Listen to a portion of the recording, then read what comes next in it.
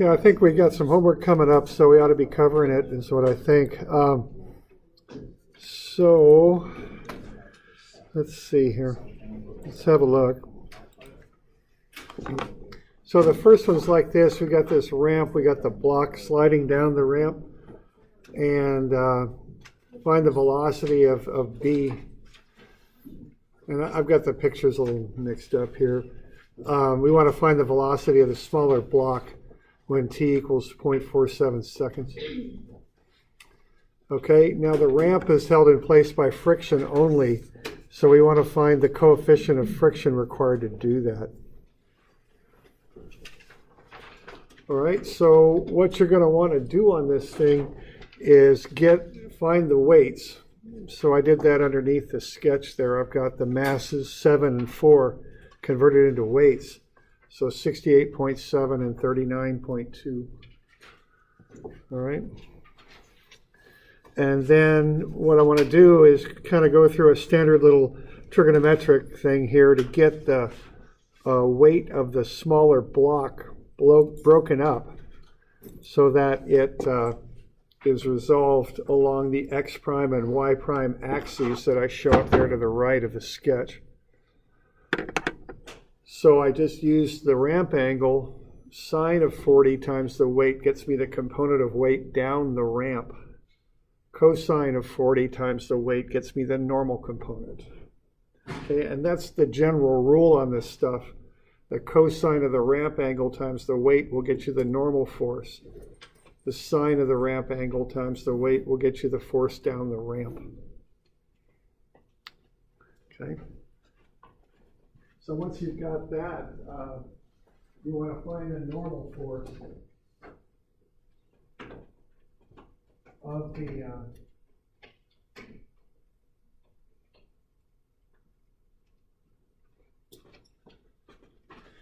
so you want to find the normal force next of the ramp on the block, the smaller block. So what you'll do there is go sum of Fy prime is 0 because it's not accelerating up or down. And in this case, it's pretty simple. You just get the normal force is 52.6 newtons. Okay. And then you can find the friction by taking mu, the coefficient of friction, times the normal, and that'll get you 4.73 newtons. So that's a force that acts up the ramp. It opposes the motion of the block. So we doing all right with that?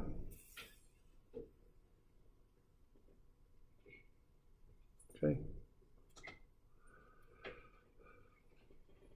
Okay, now from there it's, you just do a sum of F equals ma type equation there to find the forces and the masses and accelerations. And, this is the bit where you put all of the forces on one side.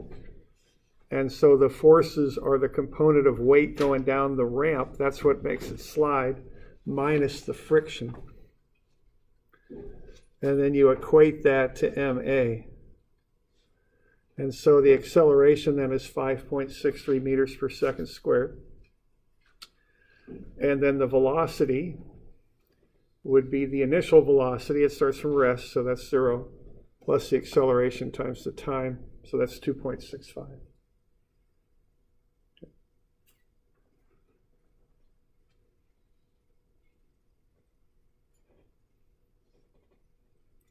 So that's the approach on that. That's kind of a typical, block on a ramp thing here. So just remember that sine of the ramp angle gets you the component of the weight down the ramp. Cosine of the ramp angle gets you the component of the weight normal to the ramp. Okay.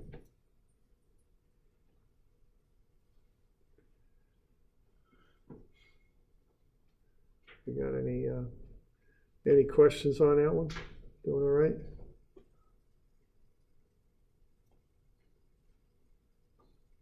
Okay.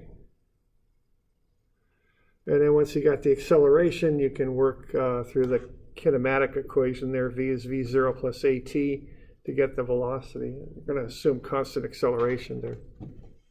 Okay.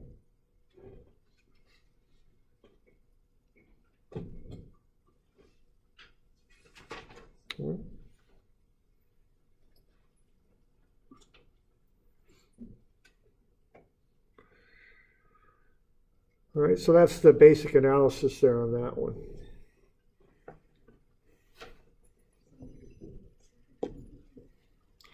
Now, part two is kind of an interesting part there. There's different ways to approach it. What I did there is I used some of what I want to do is I want to find the required coefficient of friction. Now, that's going to equal the actual force of friction divided by the normal. So the first thing there to do is to find the normal force. And that's going to be sum of Fy. Now that's just a straight y there, regular y-axis, vertical axis, equals MAY. So what I'm going to have there is the normal force up minus the two weights. Those are the forces. That's what I would put into a statics equation. So that goes on the left. The normal force is positive and the weights are negative. Okay. Now that doesn't equal 0, and the reason it doesn't equal 0 is the block is sliding down the ramp, and part of that acceleration is in the y direction. So you cannot just set that to 0. It won't work, okay? So what you got to do here is take the mass times the acceleration. I've got a negative on the acceleration because it's going down, which would be negative y. And then I've got the component of the acceleration that goes in the y direction. That's a 40 degree angle, so that would be sine of 40. Okay.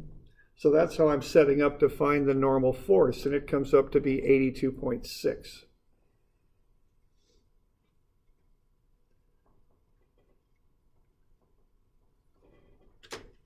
So we're doing all right with that? We got any questions on that bit?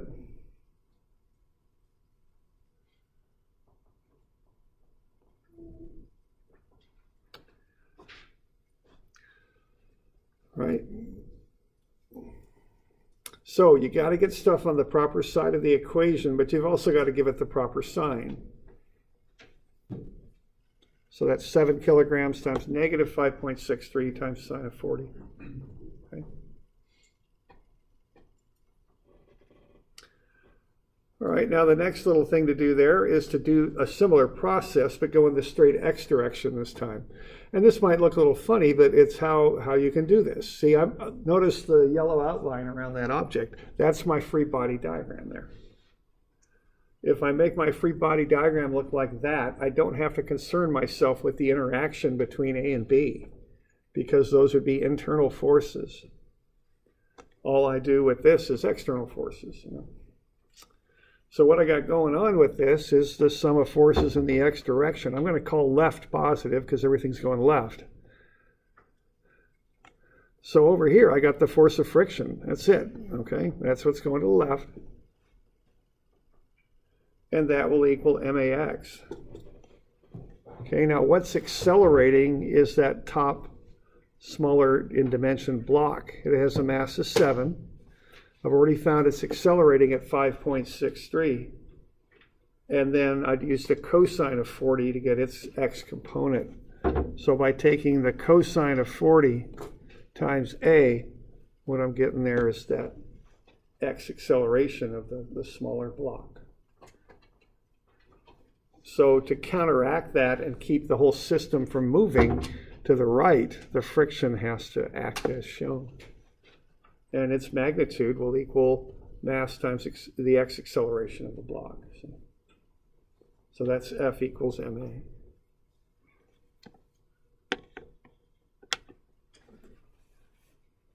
Now there's other approaches you could take on that, but that's how I'd approach it. It's the simplest, cleanest way. I don't have to be worrying about what A does to B and what B does to A and all that.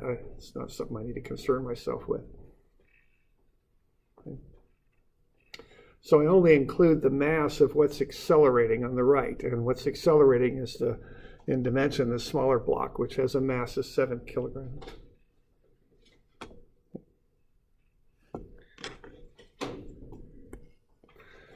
And then once I got the two forces, the frictional force and the normal force, I just divide them, and I'll get mu. Okay.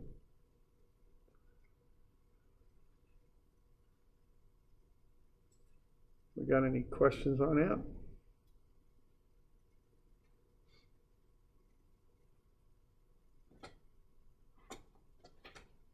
What is the free body diagram of going for B? For B?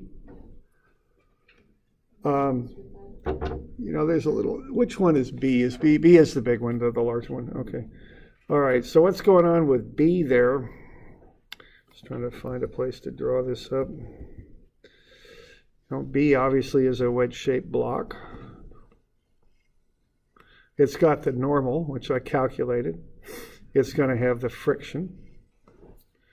And then it's also going to have a frictional force going like that, because what's happening is A is sliding down and there is friction acting.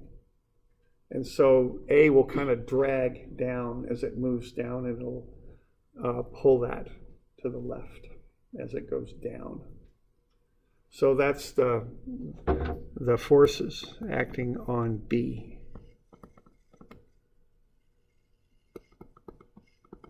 Like so. And I got two force of frictions there, don't I? Maybe I'll call that FA. That's what A is doing to B.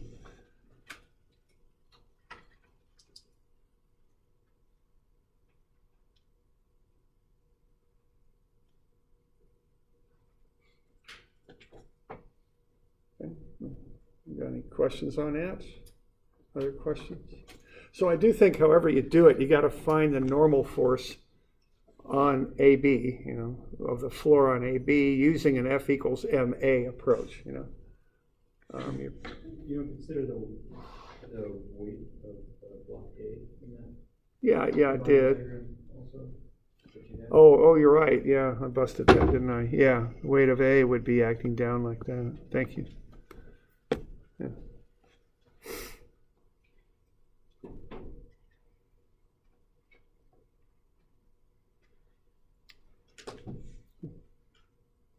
Okay. Okay. Other questions on that? Yeah. On the exam, should we expect involved questions like this, a couple or a lot of smaller? Exam questions, I don't know. Typically on this first exam, I've got 5 or 6 or 7 of them.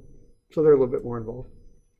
They're not like real short, like 20 of them. It's not like that at all. It's similar to what you went through, did in statics for me. I know some of you didn't have me, but they're kind of like homework problems. Okay.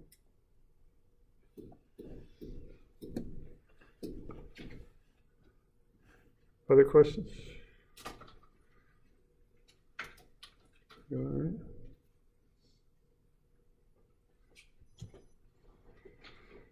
All right.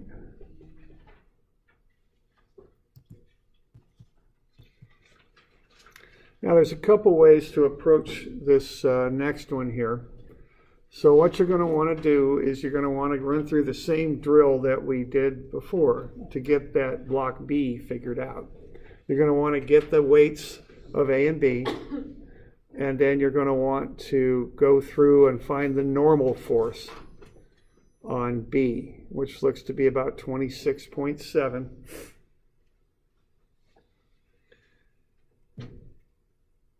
So you're going to resolve the B, the weight of B, into two components that are parallel and normal to that steep ramp. All right. And so you'll get most of the weight going down the ramp, which is making that system move. And then the rest of the weight, the other component of the weight going normal to the ramp. Take the normal times the coefficient of friction, you can get a static and a kinetic friction, 6.41 and 5.34.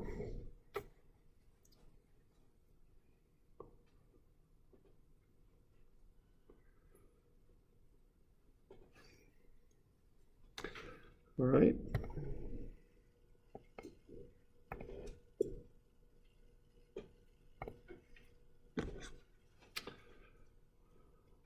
All right, now You can do this two different ways.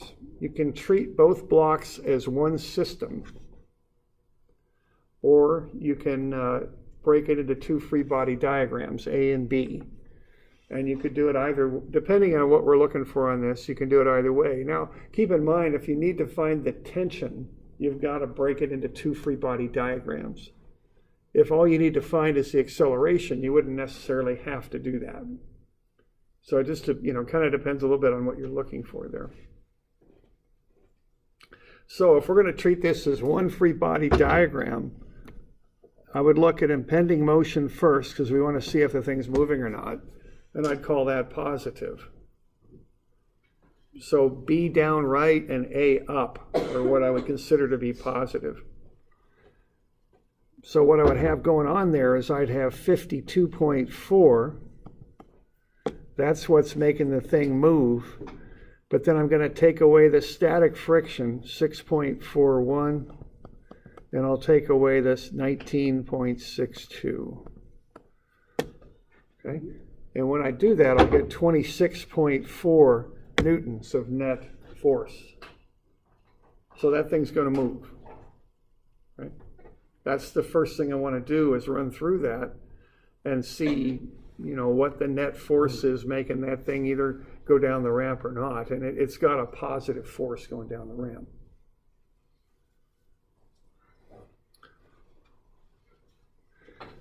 All right. Now the next thing I'm going to do, after I've determined that it'll move, now I'm going to use kinetic friction. Okay, so use static friction to see if it'll move or not, which is usually higher than kinetic. And then I'd use kinetic friction next. So for the kinetic friction there, I'm going to do the same thing that I did here. I'm just going to take that stuff, except the one exception there is I'm going to use a different friction, okay? And I'm just going to put it here, okay? And that's what I'm repetitively trying to get across, is this is how I approach this stuff. I'm going to take, what I did up top was basically a statics equation. I just summed forces. Now for dynamics, I'm going to do the same thing on the left. I'm just going to sum forces, with the one exception that I don't have static friction now. I have kinetic, because I'm trying to find the acceleration. And then what I'll do is I'll set that equal to MA, okay?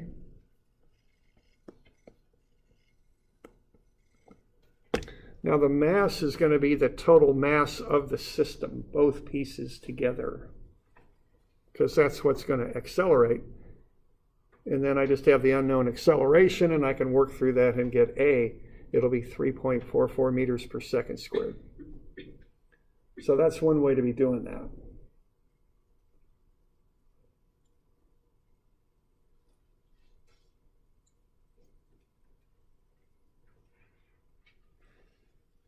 So we good with approach number one there?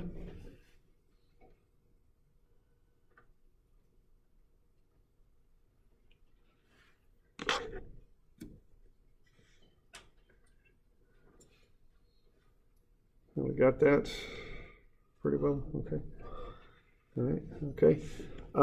Now the other way to do it, and this way, it has simpler free body diagrams perhaps, but there's two of them instead of just one. The other good thing about this approach is you can find the tension, okay? Now what you would do with this is first look at impending motion. And first, you're just going to do statics for block A. So that's the sketch over there on the left. And that's pretty simple. So what we're looking at here is just before that thing moves is what we're looking at, okay? So it's still statics. And we were talking about this a little bit last time, where we're looking at the balancing condition, the boundary between motion and no motion, okay? So there's the free body diagram. I'm just going to use statics on that, and I can solve pretty easily for the fact that the tension is equal to the weight. It's 19.6 newtons, okay?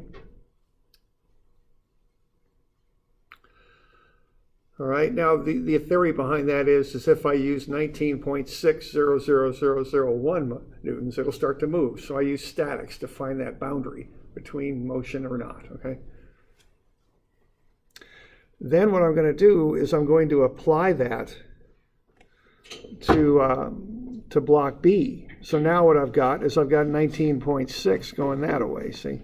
It's pulling up on B, and then I'll sum forces on B, and I'll get the net force is 26.4 down, right, okay? So notice I got the same number that I did when I used the 2 blocks in one free body diagram method. I get 26.4, the thing's gonna move, okay? That's what I've proved there. I use static friction, and that downward net force is 26.4. The first method, I just used block A. The second method, I found the tension that block A creates and then used the tension. But I'm getting to the same thing either way, okay?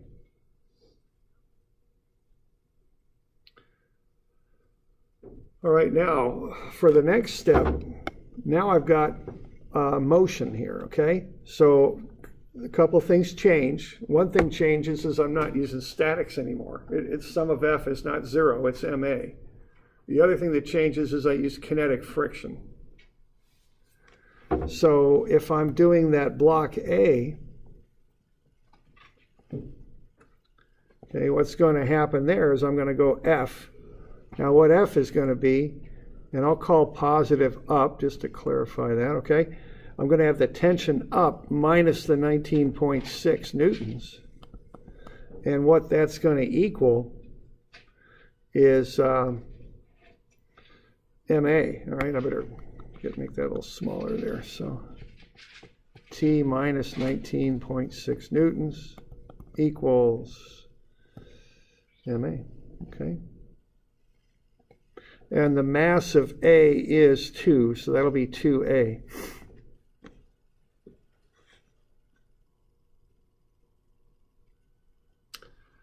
Now, I don't know what the tension is. See, in the statics part, the tension equals the weight. But in dynamics, it doesn't. The tension's got to be greater than the weight to make the thing accelerate, okay? So you can't, in the dynamics part, you cannot assume that the tension equals the weight. It's not that simple anymore, because you've got to make the thing accelerate. Y'all good with that? Okay. So T is an unknown. All right. So when you get to this next equation, you know, you've got to write up a F equals MA equation for that block. And I've got a pretty good free body diagram. So, you know, you should be able to write that up. What am I going to say now? I'm going to say put the static stuff on the left, put the dynamic stuff on the right, and watch your signs. I've been noticing I've been saying that a lot. I probably will say it a few more times just to be sure that we're all getting the concept here. But that's how I'd like you to approach this stuff. Okay? And you know, and don't overthink it. Just look at the dang diagram. The stuff in blue, if you know, that's statics. Put it on the left. Just like you did statics. Watch your signs. Stuff in red, put it on the right. Add a mass. Easy enough. Okay? Let's do it.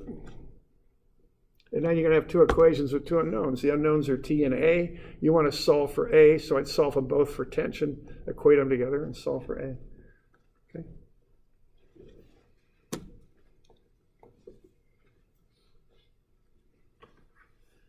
Good with that one? Okay.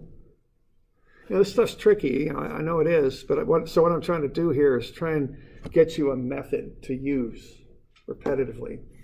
And just do that. Statics on the left, dynamics on the right. Watch your signs. Okay.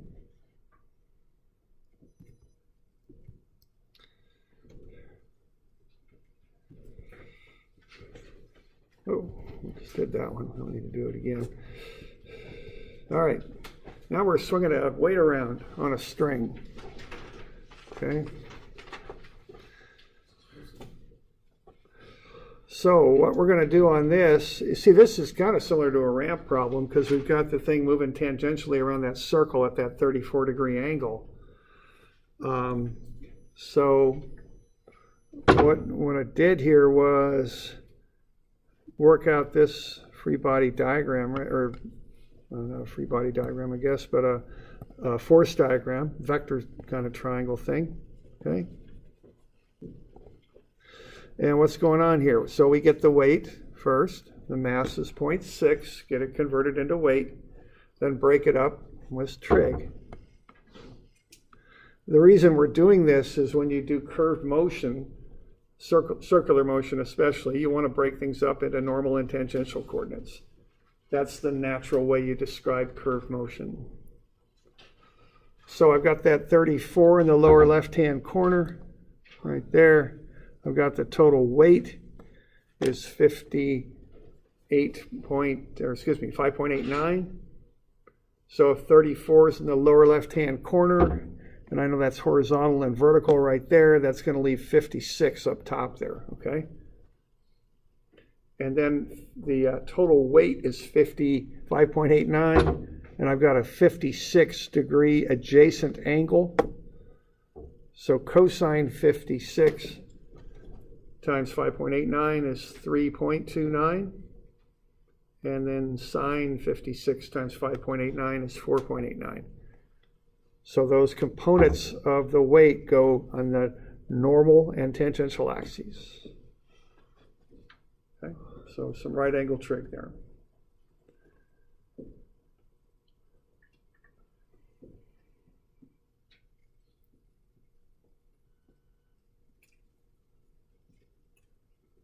Yeah, question? I just don't understand how the tension and the x component of the weight are not adding together. I think they're opposite. Like you have tension, they're going the same direction, but yes. they're opposite sides. Where are they opposite signs? They're not. See, it's tension plus 3.29. They do have the same sign. So, right here. okay. So yeah, your observation's right. They both go the same way. They got the same sign. What's pulling?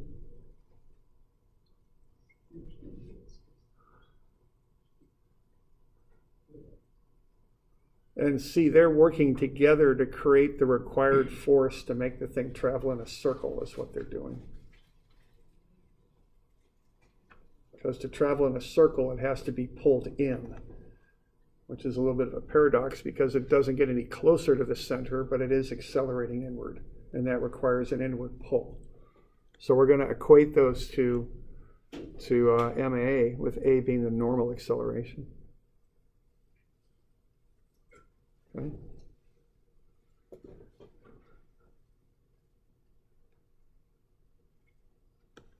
Okay. All right, so we get the velocity. We good on that?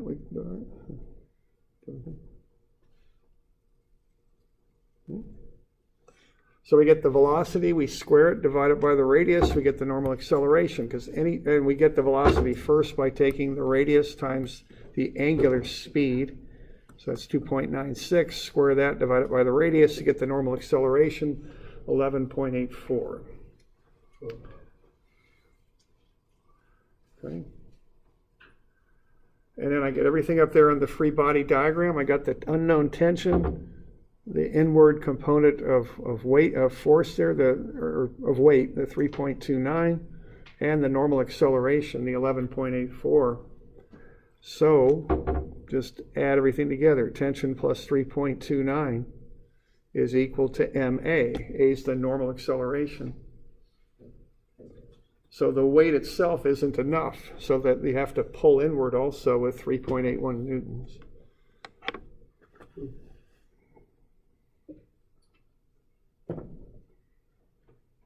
Okay.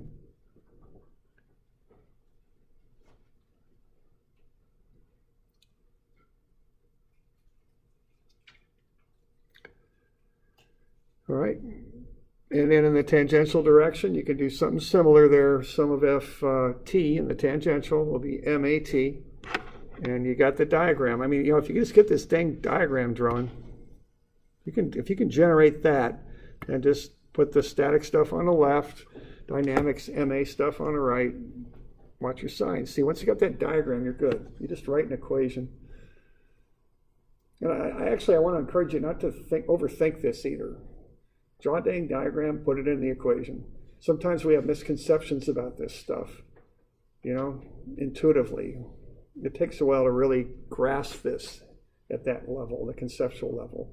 So follow the method. It'll help you grasp the concepts. That's my advice on that. And I've used that on really hard classes before. It's a pretty good method, as long as you can get yourself a good method to follow that's reliable. Okay. What about sum of the force of tension? Yeah. What are those components exactly? Would it just be the tension? 3.18? The T means tangential, not tension. Okay. And that's normal. That's perpendicular to the normal where the tension is. So Right. Unfortunately, there's two T's floating around. Right. Does that answer your question enough? Or, yeah, okay. And again, when you're going to do this, just look up here. Write the forces in. Okay. We got a little air resistance going on there, and we got the component of the weight. Okay.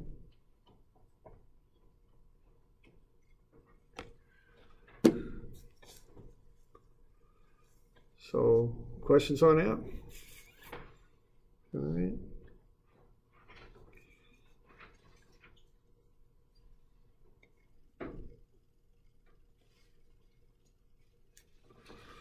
All right, we got something similar to what we did in class here. We've got this car going around a ramp, 24-degree angled ramp. And we want to find something, the velocity of this thing, okay? Now we do have friction on this, quite a lot of it. Okay, 0.8 is the coefficient of friction. So notice I called the force of the road F road, not F normal, because the F normal gets confused with the normal acceleration. So, that's why I did that. So the first thing I did, this one's a little funny because you really got to look at the free body diagram on this one. What we've got is we've got that normal acceleration going horizontally, right? It doesn't go down the ramp. The normal acceleration is horizontal. So if I want to use a sum of F equals 0 equation, if I want to use statics, it's got to be perpendicular to the normal axis. It's got to be sum of Fy. I can't use the sum of Fy prime on this, because if I do, I'll pick up some of that normal acceleration in the y prime direction. So I had to go just straight sum of Fy and set it equal to 0. Now when I do that, I've got the weight down. I've got cosine 24 times the force of the road. It's right there. But I also got to pick up this friction, which is 0.8 F road times sine 24, and that's a negative. So I got to get all three of those things. And that just comes from drawing up a nice clean free body diagram and just looking at the thing to figure out what goes in the y direction, okay? So I got the weight down, I've got the component of F road up, and I got the component of the friction, which is a function of F road. It's just 0.8 F road down, okay? So that'll get me F road 5781. So you can't use sum of Fy prime to find F road, because you've got that normal acceleration, and you'd have to include a sine 24 times normal acceleration times mass component if you're going to do that, okay? So in order to use a sum of F0 equals 0 equation, it's got to be sum of Fy. No way around that, okay?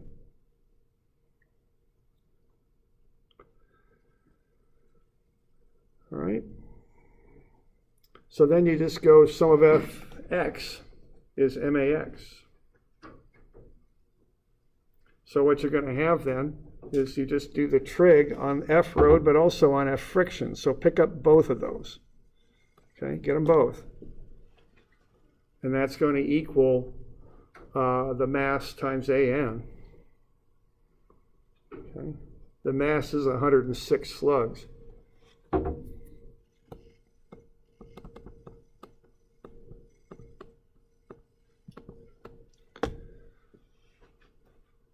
So once you've got that, you can solve for the one unknown there, the normal acceleration. Once you got that, you can find the velocity, because the normal acceleration is v squared over r, so you can back into the velocity. It's 193 feet per second, which works out to be 132 miles per hour. Okay.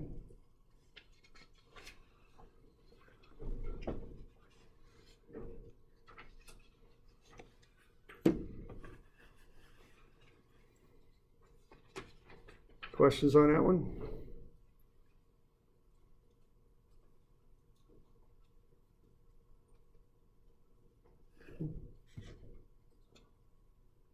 Good.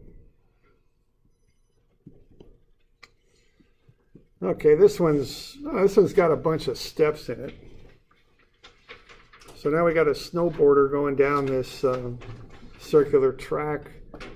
Okay, 70 kilogram mass times gravity gets you the weight, 687. We want to find the normal force of the track on the snowboarder is what we want to find. So we got to find that normal acceleration of the snowboarder. So to do that, we got to figure out what the velocity of the snowboarder is. So we got constant acceleration, okay, and we want to know what's happening when the time is 7 seconds. So with constant acceleration and a time of 7 seconds, I can use this constant acceleration equation and figure out how far the snowboarder has gone in 7 seconds. It works out to be 61.25 meters. Okay. Starts from rest, so that'll go to 0 right there. And well, and that's 0. So, you know, easy enough. 7-second time. So is that constant acceleration accounting for gravity? Yeah. You're just told it's such and such. And that's probably a little bit unrealistic, you know, to say that about a problem. But in order to make it work, I had to do that. Okay, so I just said that acceleration is constant. So the snowboarder is doing some fancy snowboard tricks to keep the acceleration constant. Practice. And they get very good at that, I'm sure. Okay. All right. So we'll just take it as a given. Okay. So 61.25 meters. Now I'm going to convert that into an angle. So remember, if you take an arc distance, which is what this is, because that's going along that curved track, divided by the radius, you get an angle, 0.681 radians. And then usually I like to work in degrees, so I'll convert that into degrees, 39. Okay. So the snowboarder started at 27 degrees down and then goes 39 degrees more. So that puts the snowboarder right there. So 27 and 39 is 66 degrees. So the snowboarder's 66 degrees down from the horizontal on that curved track. Okay. So we got a curved track like that, and the snowboarder's right here as far as the angle goes. There's where the snowboarder's at. So what the angle is with the vertical is 24 degrees.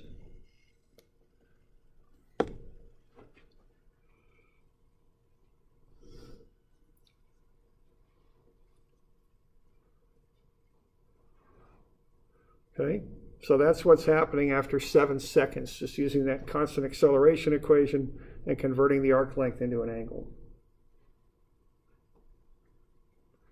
So now I can figure out the angles that are going to be involved with this. The other thing I want to figure out is the speed. And again, I got constant acceleration, so not too bad there. Get the velocity, v0 plus at, 17.5 meters per second.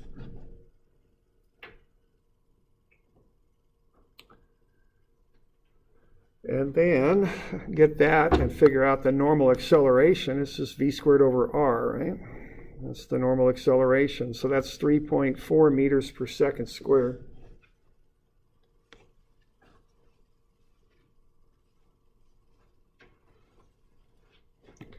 So now what you got is you got the acceleration of the snowboarder in the normal direction. You got the angular relationships, so you can do a free body diagram. Okay, accelerates inwards towards the center with the normal acceleration. That's going to make a 24 degree angle with the vertical, the weight acts on the vertical, and the weight is 687. The normal pushes in towards the center of the circle.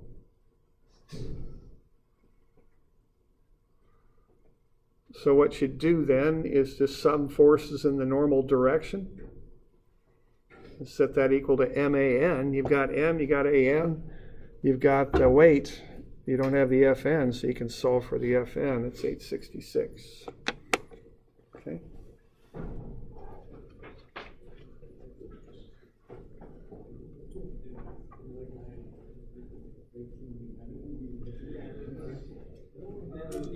Any questions on that? Doing all right?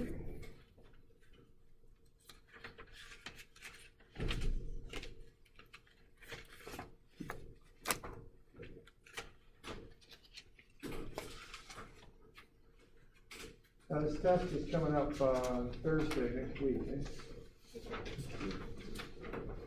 Here's a review sheet on the front. Here's some old test problems on the back. I don't mean anything, I'm not giving any special hints with the test problems. I just pulled them off on an old test or two, and then I just put them on here. So, you can have a look, just to get an idea of what I've done in the past. So just, understand what I'm saying. Don't look through those review problems and say, yeah, I know how to do everything. It's not that simple, okay? Look at the list on the front. We'll go over this tomorrow, I think. Plus, we'll finish up that review that I give everybody. All right. You got any questions? Is the review posted online? Yeah, the review is online. Well, I just gave you the review. Yeah, it's online. Yeah, and the review. Yeah, the review I gave out yesterday. That little deal we did. Those were a couple. We were doing a couple of these acceleration problems yesterday in class, weren't we? Yeah, we were doing these. Okay. Good. Okay. And then there's some review problems on the back of this handout I just gave you, and it's online too. Okay, now also I've posted the solutions to this homework in Moodle. If you need to have a look at it, have a look. Do it first, then have a look. Don't cheat, because you're cheating yourself if you do. Okay, but just be sure you can do this stuff, and then if you need some help, have a look at the review. I posted the solutions in Moodle too, to what we just covered. Okay, it's there. All right. Good to go? All right. So I'll see y'all tomorrow.